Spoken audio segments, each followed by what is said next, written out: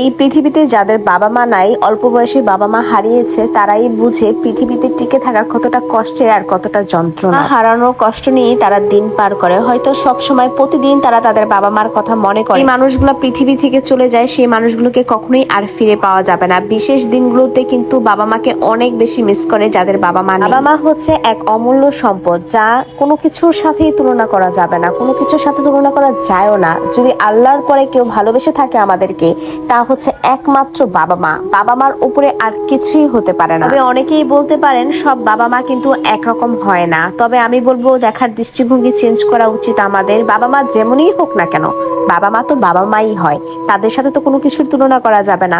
যখন পৃথিবীতে থেকে বাবা মা চলে যায়, তখন আমরা বুঝি আসলে তারা আমাদের জন্য কি ছিল। যেমনই হোক, আমাদের জন্য তো তারা একটা আশীর্বাদ ছিল, একটা দোয়া ছিল, একটা ভালোবাসা ছিল, সেটা তো আর কোথাও আমরা পাবো না। বাবা মা থাকতে অনেকেই মূল্য দেয় না, অনেকেই বুঝে না। এটা সবার ক্ষেত্রে না, কিছু কিছু মানুষের ক্ষেত্রে অনেকেই মূল্য দেয় না, বুঝে না, বাবা মার সাথে খারাপ ব্যবহার করে।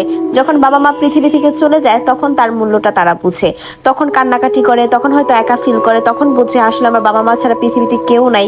কিন্তু থাকতে মূল্য দিতে হয়, থাকতে যত্ন করতে হয়, থাকতে ভালোবাসতে হয়। এই বিশেষ দিনগুলোতে আমি আমার শ্বশুর শাশুড়িকে অনেক বেশি মিস করি, অনেক অনেক অনেক। আমার যখন একটা ভালো বা খুশির সংবাদ আসে, তখন তাদেরকে আমি মিস করি, বা আমি যখন মন খারাপ থাকে, কষ্টে থাকি, তখনও তাদেরকে মিস করি। ঈদ, রোজা, তারপর শবে বরাত, বিশেষ যে দিনগুলো আছে, তখন তাদেরকে আমি অনেক বেশি মিস করি। কোনো খাবার রান্না করি আমি, কোনো খাবার ভালো হয়, পারফেক্ট হয়, তখন তো অনেক বেশি আমি আমার শ্বশুরকে মিস করি।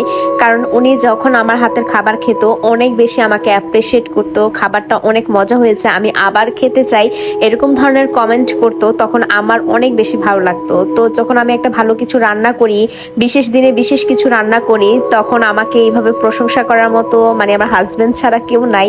তাই হচ্ছে আমার মানে তাদেরকে অনেক বেশি মিস করি। এবার আমি রান্না করলে তারা অনেক তৃপ্তি করে খেত, ভালো লাগতো, প্রশংসা করতো, টেবিলে বসে একটা গল্প হতো, আড্ডা হতো, মানে খুব ভালো লাগতো। এই দিনগুলো আমি খুবই মিস করি।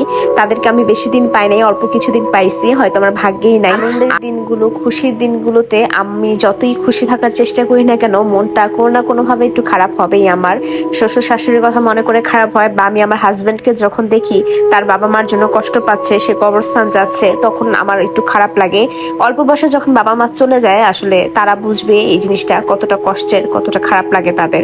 আমার বাবা মা বেঁচে আছে, তাই আমি হয়তো ওরকম ভাবে বুঝি না। তবে আমি যেহেতু নিজের চোখে আমি আমার হাজবেন্ডকে দেখি সে কষ্ট পায়, তখন আমার ভিতর অনেক বেশি কষ্ট লাগে আর কি, অনেক বেশি খারাপ লাগা কাজ করে। আমি আমার শ্বশুর শাশুড়ির জন্য অনেক অনেক দোয়া চাই আল্লাহর কাছে। আল্লাহ যেন আমার শ্বশুর শাশুড়ি দুইজনকে জান্নাতবাসী করুক। পাশাপাশি পৃথিবীতে যত বাবা মা বেঁচে আছে, সবাইকে জানি আল্লাহ দীর্ঘ আয়ু করুক। কোনো সন্তানকে জানি অল্প বয়সে এতিম হতে না হয়, এটাই আমার দোয়া থাকবে আল্লাহর কাছে। যাই হোক, সবাই ভালো থাকবেন, সুস্থ থাকবেন। আর পৃথিবীতে যতদিন বেঁচে আছেন, বাবা মা যতদিন আছে, তাদেরকে ভালোবাসবেন, তাদেরকে সম্মান করবেন। বাবা মা যেমনই হোক না কেন, এই পৃথিবীতে বাবা মার চেয়ে আপন আর কেউ হতে পারে না। সবাই ভালো থাকবেন, সুস্থ থাকবেন। আল্লাহ হাফেজ।